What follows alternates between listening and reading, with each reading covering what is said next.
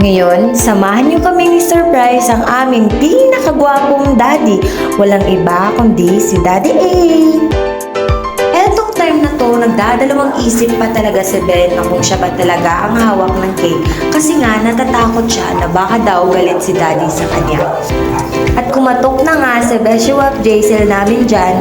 At nung binuksan ni Lola, galit si Lola kasi akala niya kung sino. Tapos nung nakita niya nung hawak na ni Ben yung cake, natuwa si Lola, nagulat siya para daw kanino. Tapos sabi namin, advance birthday surprise namin kay Daddy. Tapos sabi ni Lola, sige, akyat na kayo. Happy birthday to you. Happy birthday to you. Happy birthday. Uy, kumanta naman kayo. Birthday to you. Happy birthday. Namatay na ang kandila. Kasi nakalate mo. Sabihin ka na.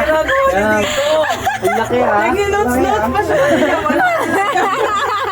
Mga hayop. Notes ka pa. Ito daw. Manonood na ako. Yan laki din ha. Kasi naulo kayo. Happy Birthday to you. Hi! Hi! Happy birthday. Kumanta ka naman. Happy birthday to you.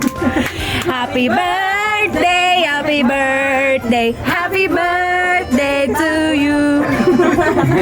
Di, anong tinatago mo? Si Pokemon. Si Pokemon. Tago niya yung granada niyo. Ano tayo? Tumayo ka na din at tinatago niya talaga si si Bitoy. Mark.